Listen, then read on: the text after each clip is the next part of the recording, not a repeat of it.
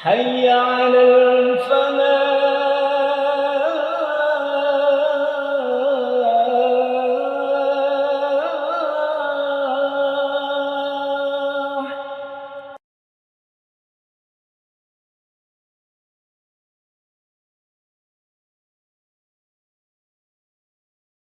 Assalamualaikum warahmatullahi wabarakatuh.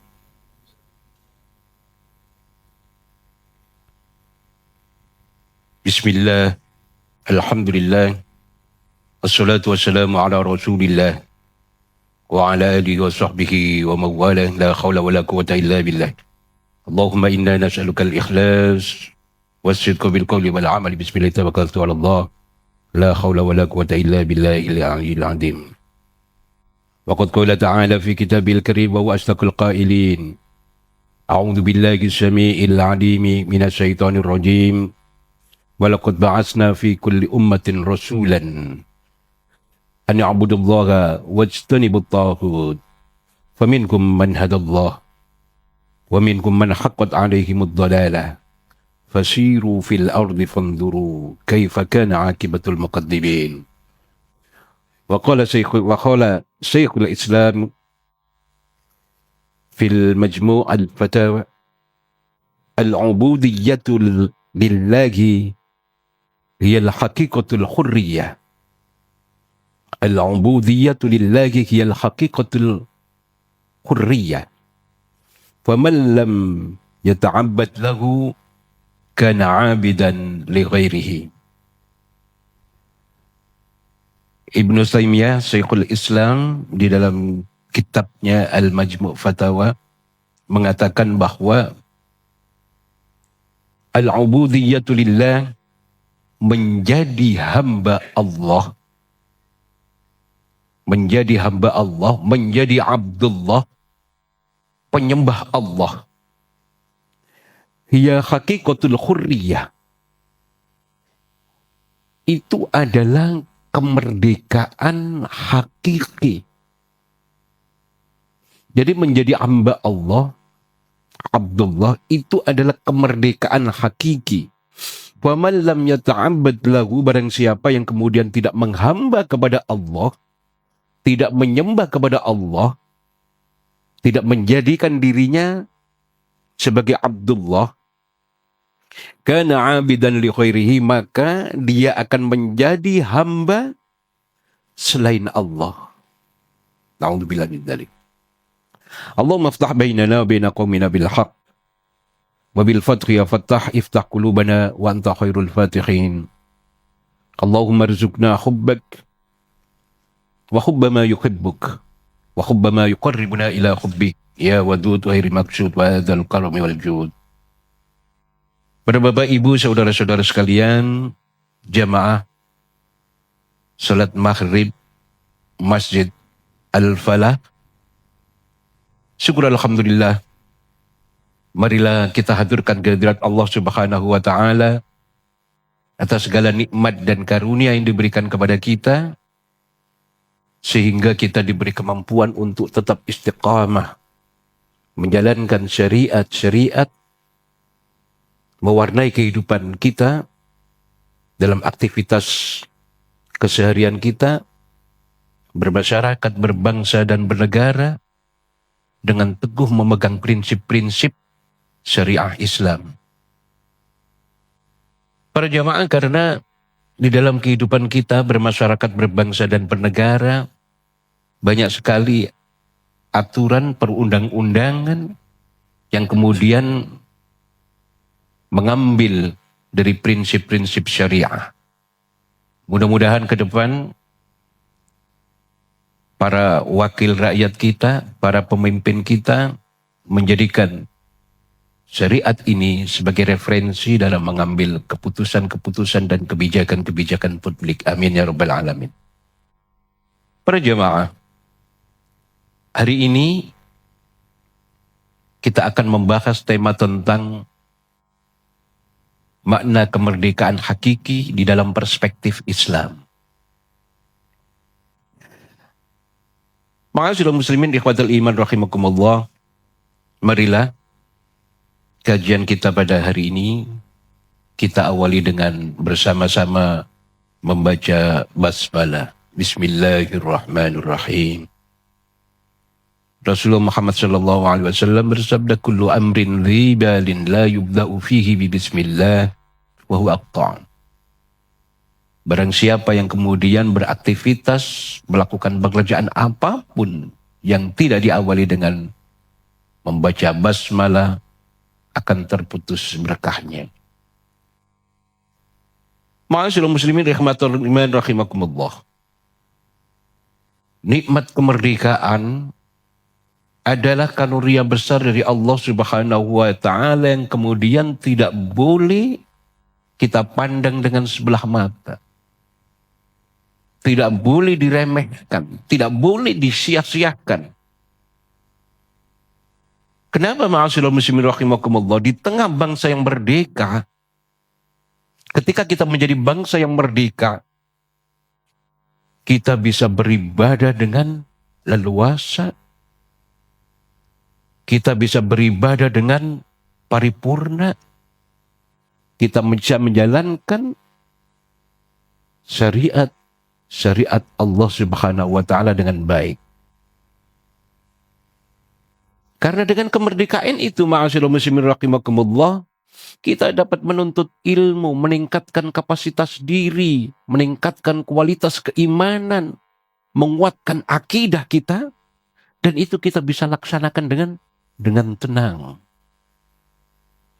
Bahkan kadang-kadang di Indonesia ini saya melihat bahwa luar biasa suasananya kondusif bagi kita untuk kemudian mewujudkan kita meningkatkan kualitas akidah, kualitas ketakwaan kepada Allah Subhanahu wa taala, memupuk akhlakul karimah secara bersamaan itu cukup mudah. Coba bandingkan dengan negara-negara yang kemudian penduduknya mayoritas muslim, termasuk di Arab Saudi, kita tidak sebebas di Indonesia. Di tetangga kita, negeri jiran Malaysia, sama juga. Yang bisa berbicara seperti ini hanya orang-orang yang mendapatkan lisensi. Termasuk di Saudi. Ketika panjenengan berbicara berhadapan ini, akan didatangi oleh askar. Diminta untuk bubar. Kenapa? Apakah Anda sudah punya lisensi? Ketika tidak ada lisensi, tidak boleh berbicara. Di Indonesia, panjenengan punya apa saja, mendirikan pesantren, mendirikan TPA, mendirikan sekolah, itu cukup mudah difasilitasi. Ini adalah nikmat. Kenapa? Ada kemerdekaan. Kita mendapatkan kemudahan menuntut ilmu, mengamalkan ilmu dengan tenang dan mudah. Dengan kemerdekaan yang kita miliki, ma'asyiral muslimin rahimakumullah, kita bisa membangun masa depan dengan penuh harapan. Walaupun suasana segini saat ini masih belum begitu kondusif. Tapi marilah kita bersama-sama mendoakan para pemimpin kita. Baik level eksekutif, yudikatif maupun legislatif. Agar mereka diberi kemampuan dan kemudahan oleh Allah Subhanahu wa taala untuk menjadikan syariat ini sebagai referensi untuk membuat kebijakan-kebijakan publik. Para jamaah, di dalam negeri yang merdeka, semua itu bisa kita nikmati. Ada sebuah hadis Rasulullah Muhammad sallallahu alaihi wasallam yang manakala hadis ini kita implementasikan di dalam kehidupan kita sehari-hari, ma'asyiral muslimin, maka negeri kita akan menjadi negeri yang gemah ripah loh jinawi. Negeri kita akan menjadi negeri yang adil, makmur, sejahtera. Negeri kita akan menjadi negeri yang baldatun thayyibatun wa rabbun ghafur. Sudah barang tentu kalau itu kemerdekaan negeri ini bisa kita pegang. negeri kita negeri merdeka. Mustahil kalau kita berada dalam penjajahan kita bisa menjadikan negeri ini menjadi baldatun thayyibatun wa rabbun ghafur. Dan kemerdekaan ini dengan darah dan air mata diperjuangkan oleh para kiai, para ulama, para habaib, para santri, masyarakat di seluruh Indonesia ini bahu-membahu untuk memperoleh kemerdekaan itu. Qiwamud dunya bi albati atsya. Tegaknya kehidupan dunia, kata Rasulullah, tegaknya kehidupan dunia, kesuksesan kehidupan dunia, kesuksesan sebuah negara ditopang oleh 4 hal. Apa itu? Yang pertama, bi'ilmil ulama. Jadi mustahil sebuah negeri itu akan menjadi negeri yang adil, makmur, sejahtera, gemah ripal, jinawi, baldatun thayyibatun wa rabbun ghafur, kalau mereka para pimpinan-pimpinannya di level apapun abai terhadap ilmu-ilmu yang dimiliki oleh para ulama. Tidak menjadikan keputusan-keputusan para ulama, fatwa-fatwa ulama sebagai referensi untuk membuat kebijakan. Pasti tidak akan tercapai itu negeri yang baldatun thayyibatun wa rabbun ghafur. Kenapa? Apalagi kalau keputusan-keputusan ulama itu diabaikan, yang membuat keputusan baik itu personal seorang mufti atau lembaga fatwa, itu kemudian dikriminalisasi. Pasti dan pasti tidak akan bisa adil, makmur, sejahtera. Yang akan terjadi adalah konflik, baik vertikal maupun horizontal. Oleh karena itu, para bapak ibu saudara-saudara sekalian, para jamaah Masjid Al-Falah yang dimuliakan Allah Subhanahu wa Ta'ala, marilah kita dorong para pemimpin kita untuk kemudian memiliki komitmen yang kuat. Ya, memiliki komitmen yang kuat agar menjadikan keputusan para ulama, lembaga-lembaga fatwa, organisasi-organisasi masa Islam yang jumlahnya luar biasa banyak. Mereka orang-orang yang punya komitmen untuk memperjuangkan negeri ini dan membebaskan dari penjajahan yang beberapa waktu yang lalu kita rasakan. Dan tidak sederhana, kita cukup lama di sana. Walaupun tidak merata.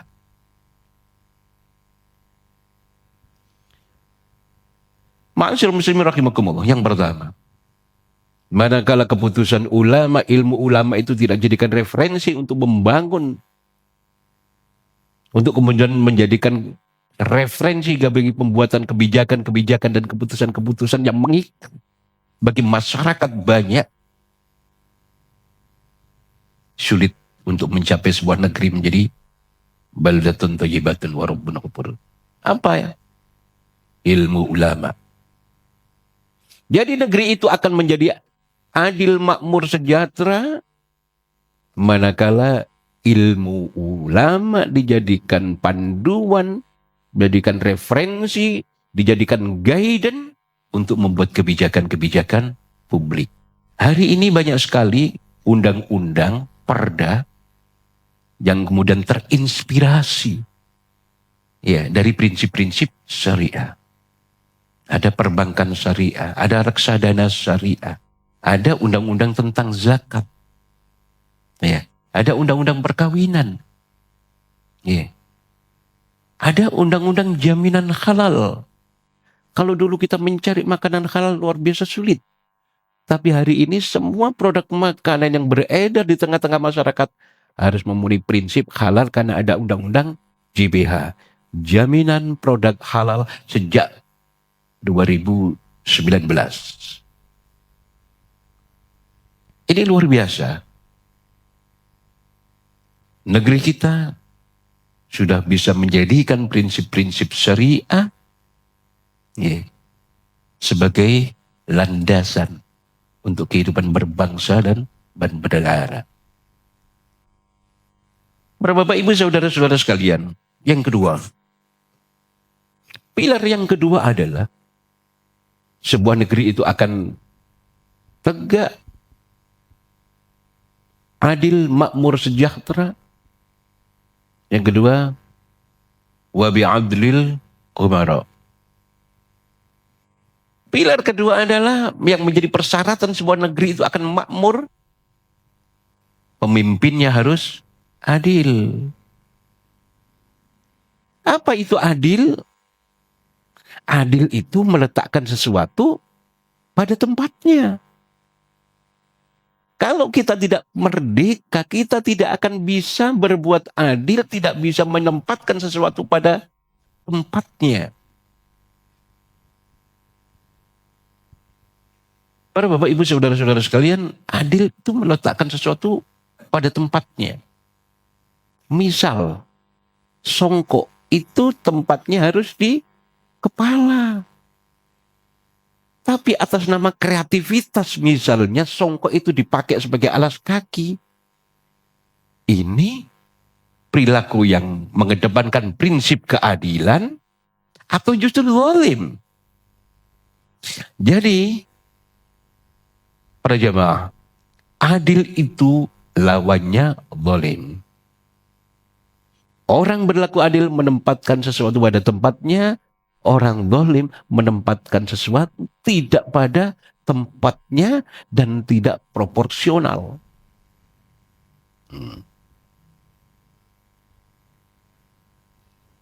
Para Bapak Ibu saudara-saudara sekalian, ikhwatal iman rahimakumullah. Misal, di dalam pemilihan RT, RW, camat, dan pemilihan-pemilihan atau kontestasi apapun. Kemudian kita memilih, padahal kita sama-sama tahu orang ini tidak kompeten, tidak punya kapasitas, tidak ngerti, tidak ada ilmu. Kemudian justru dengan melakukan strategi-strategi tertentu, akhirnya kemudian dipilih bersama-sama menjadi pemimpin di tingkat RT, RW, dan seterusnya. Kira-kira kita sudah bersikap adil atau belum? Kita terjebak dalam perilaku yang zalim karena kita tahu bahwa dia tidak kompeten, tidak punya kapasitas, tidak punya kemampuan, tapi kemudian kita dipilih dengan kesadaran penuh, maka kita bertanggung jawab. Kita berbuat zalim.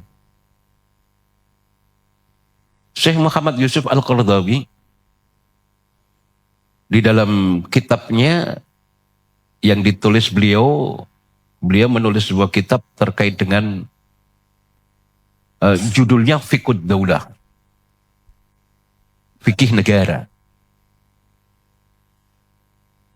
Beliau menyitir satu hadis dari Rasulullah Muhammad SAW, yang hadis ini malah kita jadikan sebagai referensi, maka kita tidak akan merasakan sebuah situasi, sebuah fenomena kehidupan berbangsa dan bernegara, bermasyarakat, yang kemudian membingungkan, konfus, dan penuh tekanan.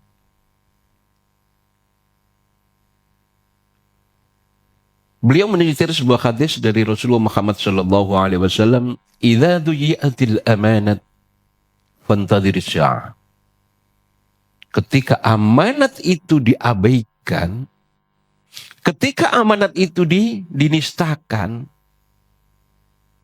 ketika amanat itu tidak dijalankan sebagaimana mestinya, fantadhiris sya'ah, maka tunggu saja kehancuran sebuah negeri. Kemudian sahabat bertanya, kaifa idha'atuha ya Rasulullah? Bagaimana bentuk penistaan, penyanyian amanat itu ya Rasulullah? Kemudian Rasulullah menjawab, idza wussidal amru min ghairi ahli fantadhiris sya'ah. bentuk penistaan, penyanyian amanat itu adalah ketika kita menyerahkan satu urusan, idza wusidal amru, menyerahkan satu urusan min ghairi ahli kepada orang yang tidak punya keahlian, tidak punya kapasitas, tidak punya kompetensi di urusan itu. Fantadiri sa'ah, maka tunggu saja kehancuran sebuah negeri itu.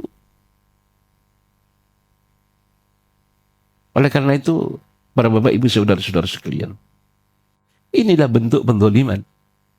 Kita berlaku zalim karena menyerahkan sesuatu tidak pada orang yang punya kapasitas kompetensi di dalam urusan itu. Nah, pilar yang kedua ini, ketika kita akan dihadapkan pada kontestasi ini, maka jadikanlah hadis ini sebagai referensi untuk kita agar tidak salah pilih. Tidak salah pilih. Karena apa? Kalau kita salah pilih, memilih orang yang tidak kompeten, tidak punya kapasitas, tidak punya keahlian, tidak tahu persoalan, maka pasti dampaknya itu bisa dirasakan tidak hanya 1 tahun, 2 tahun. 5 tahun, 10 tahun, 20 tahun, bahkan 50 tahun itu masih bisa dirasakan. Karena apa? Pemimpin yang kita pilih itu, membuat kebijakan, yang kebijakan itu bisa berdampak jangka pendek, jangka menengah, dan jangka panjang. Jadi pilihan kedua adalah wabi'adlil umara, pemimpin yang adil. Pemimpin yang adil. Kalau tidak adil, maka yang terjadi adalah pasti akan terjadi konflik, friksi. Hari ini kita bisa menyaksikan bagaimana kemudian penegakan hukum. Ya. Kesempatan memperoleh fasilitas-fasilitas pelayanan publik dan lain sebagainya. Oleh karena itu marilah kita doakan pemimpin yang sudah ada ini agar beliau mendapatkan petunjuk dari Allah Subhanahu wa taala, agar beliau mendapatkan kemudahan menjalankan tugas-tugas yang diamanahkan kepada mereka di level apapun. Pemimpin-pemimpin itu kita doakan. Ya, karena doa itu adalah silahul mu'min. Doa itu adalah kenapa? Jadi doa itu adalah pedangnya kaum muslimin. Ya. Tetapi ketika kita menghadapi sebuah kemungkaran, man ra'a minkum munkaran falyughayyirhu biyadihi. Ketika kita melihat kemungkaran terjadi di tengah-tengah masyarakat kita, falyughayyirhu, maka kita punya kewajiban untuk merubah, menangani, memberikan solusi dari kemungkaran itu dengan apa? Tangan kita. Artinya dengan tangan itu apa? Bukan mereka kita datangi terus kita pukul. Wah, itu bisa terjadi anarkisme. Tapi ini adalah kiasan majazi, tangan itu adalah kekuasaan. Oleh karena itu kaum muslimin harus punya otoritas, harus punya kekuasaan untuk bisa membuat kebijakan. Ya, coba bayangkan untuk membuat keputusan, ya. Ketika kita melihat fenomena-fenomena yang terjadi di tengah-tengah masyarakat, ketika kemaksiatan itu merajalela, demonstrasi dilakukan bertahun-tahun tidak bisa ditangani dengan baik. Tapi kemudian ketika ada seorang pejabat mengambil keputusan, decision maker, dengan tanda tangan saja membuat keputusan-keputusan itu selesai. Oleh karena itu, panjenengan semuanya harus menjadi decision maker di komunitas-komunitas, di tingkatan-tingkatan yang panjenengan ada di situ, di kampung, level RT, RW, di level kelurahan, kecamatan, kabupaten kota, sampai provinsi. Kenapa? Marra'a minkum munkaran falyughayyirhu biyadihi. Harus punya power. Kalau tidak, maka kita tidak akan bisa membuat perubahan-perubahan. Maka kita tidak akan bisa memperbaiki situasi. Yang kedua, wa illam yastati fa bilisanihi. Kalau tidak mampu dengan menggunakan kekuatan-kekuatan power yang mereka dimiliki, maka gunakanlah dengan lisan, narasi. Kalau narasi pun tidak mampu, yang bisa bicara itu tidak hanya mulut saja, Pak. Tangan kita bisa bicara, Pak. Kita ketik di media, ya, medsos, apalagi era sekarang, era digital ini, ya, melakukan amar ma'ruf nahi mungkar itu kalau tidak mampu dengan mulut, dengan narasi, dengan menyampaikan secara langsung, dengan tulisan. Fa illam yastati, manakala itu pun tidak mampu, wa biqalbi, tidak mampu dengan power, tidak punya kekuasaan, dengan tulisan tidak cakap, menulis narasi, berbicara juga, lidah rasanya keluh, dengan hati. Itu kadzalika ad'aful iman. Para Bapak Ibu jamaah Masjid Al-Falah yang dimuliakan Allah Subhanahu wa taala. Yang ketiga, pilar ketiga. Ilmu ulama jadikan sebagai referensi. Penguasa, pemimpin harus adil. Ya. Yang ketiga, para jamaah. Wa bisakhawatil aghniya. Sebuah negeri itu akan menjadi negeri yang adil, makmur, sejahtera, gemah ripadoh jinawi, toto tentrem kerto raharjo. Ya. Baldatun thayyibatun wa rabbun ghafur, itu pilar yang ketiga adalah orang-orang kaya, orang-orang the have.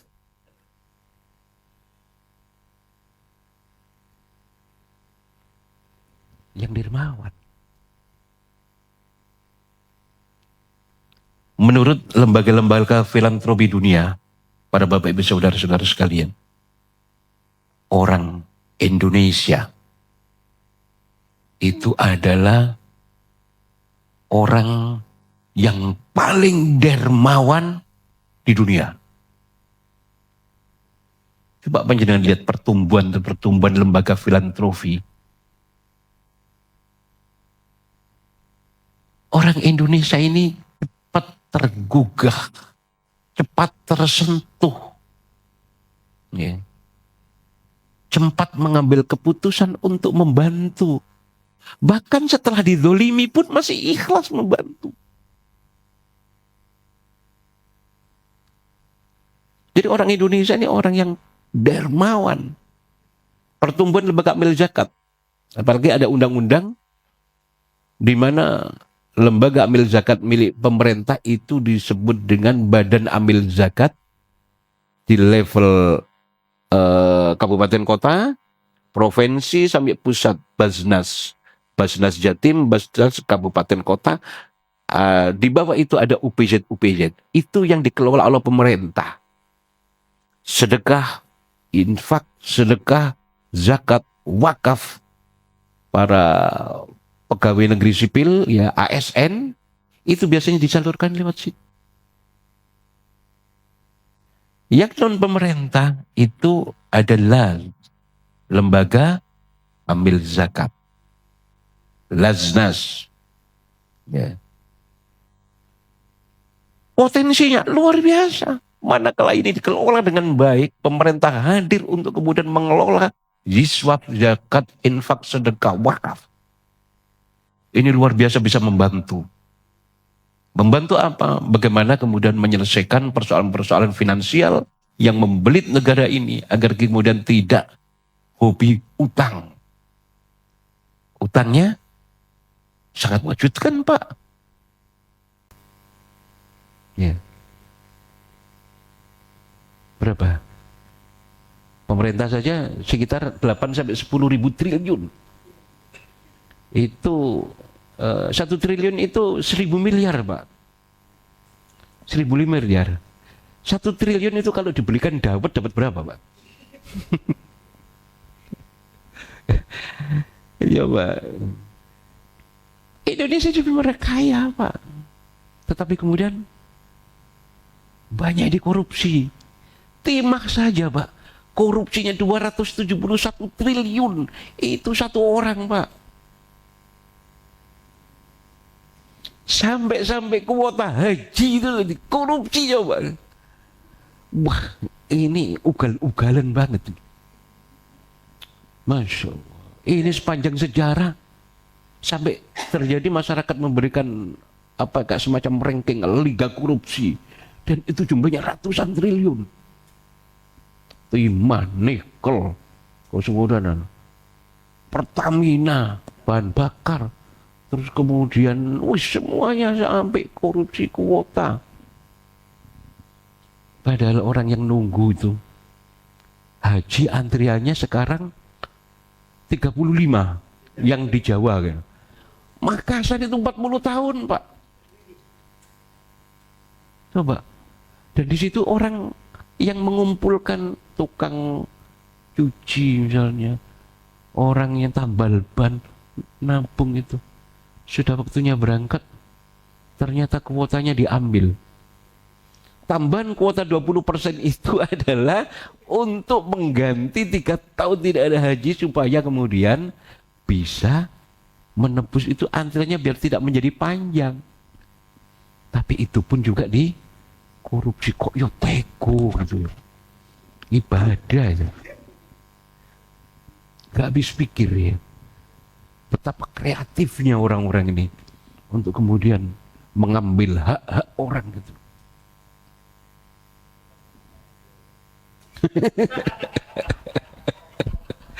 Kita gak nyebut nama loh ya. Ternyata ketika dibuat lembaga baru Badan Pengelola Haji, BPH, itu sekarang itu antrian yang sudah panjang itu ternyata asal usulnya sekitar 5 juta yang kemudian namanya sama. Orang sudah mati dimasukkan namanya, anak bayi dimasukkan namanya, coba. Aduh. Kemerdekaan yang kita peroleh dari Allah Subhanahu wa taala ini. Kita zalim terhadap para pendiri bangsa ini. Kita berlaku zalim terhadap para kiai, para santri, para ulama, para habaib yang bahu-membahu untuk kemudian memerdekakan negeri ini. Kita tidak mengisi dengan amal soleh. Justru melakukan pengkhianatan kepada bangsa dan negara. Naudzubillah min dzalik. Ma'asyiral muslimin rahimakumullah. Apa sih, kita kembali ya, substansi makna kemerdekaan hakiki itu adalah bahwa peringatan proklamasi yang dilaksanakan di negeri kita tercinta Republik Indonesia ini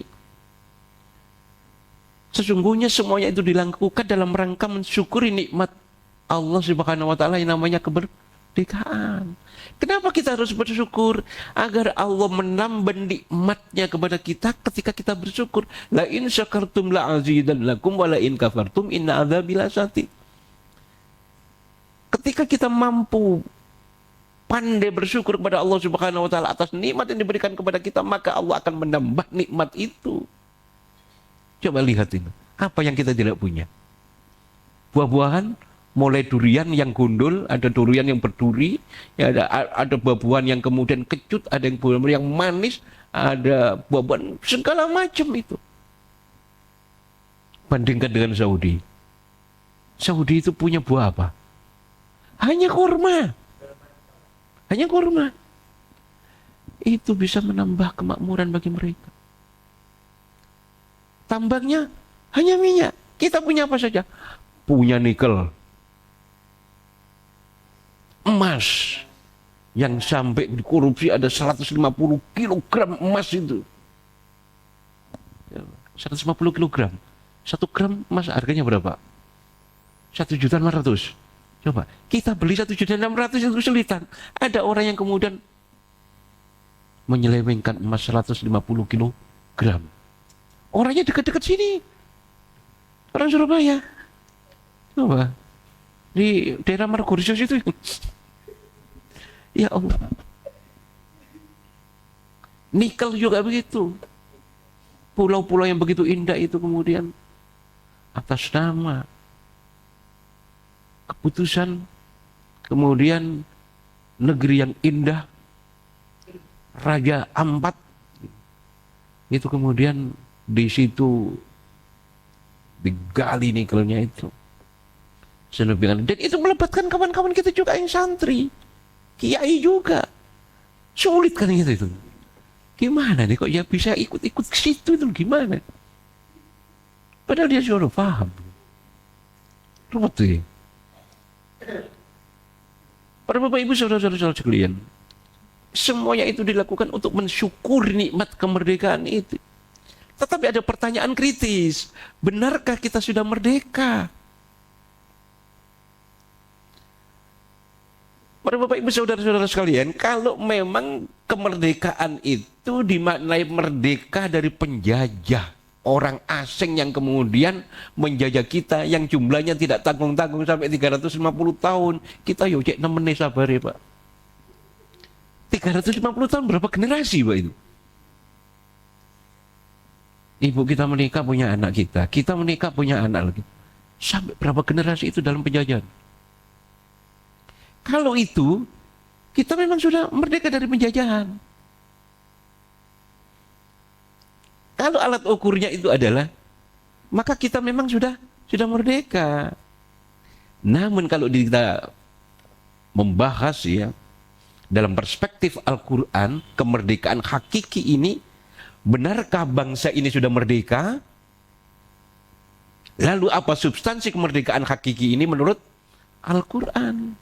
Tadi saya sudah sampaikan, Ibnu Taimiyah, Syekhul Islam mengatakan, Ma'asyiral muslimin rahimakumullah. Mari kita simak firman Allah di dalam surat An-Nahl, surat 16 ayat 36. Walaqad ba'atsna fi kulli ummatin rasulan an ya'budullaha wajtanibut taghut. Faminhum man hadallahu wa minhum man haqqat 'alaihi dhalalah. Fasiru fil ardi fanzuru kaifa kana 'aqibatul mukadzibin. Dan sesungguhnya kami telah mengutus rasul pada tiap-tiap umat untuk menyerukan sembahlah Allah saja, jauhilah tauhid. Apa tauhid itu? Tauhid itu adalah syaitan. Dan apa saja yang kita sembah selain Allah Subhanahu wa taala. Maka di antara umat itu ada orang yang diberi petunjuk oleh Allah Subhanahu wa taala, dan ada pula orang yang berjalan, ada orang yang mendapat petunjuk dari Allah, ada orang yang sudah pasti kesesatannya. Fasiru fil ardi, maka berjalanlah kamu di muka bumi dan perhatikan bagaimana kesudahan orang-orang yang mensudahkan rasul-rasul itu. Ma'asyiral muslimin rahimakumullah, mudah-mudahan kita menjadi bagian orang-orang yang komitmen untuk istiqomah memperjuangkan kemerdekaan secara hakiki. Al-ubudiyatu lillahi ya hakikatul khurriyah. Menyembah Allah itu adalah hakikat kemerdekaan hakiki. Jangan sampai kita melakukan perilaku-perilaku musyrik, menyembah selain Allah. Kafir. Karena itu namanya kita tidak merdeka. Marilah kita berdoa kepada Allah. Mudah-mudahan kemerdekaan ini diberikan kepada kita secara hakiki, sehingga kita mampu menjadikan negeri ini baldatun thayyibatun wa rabbun ghafur.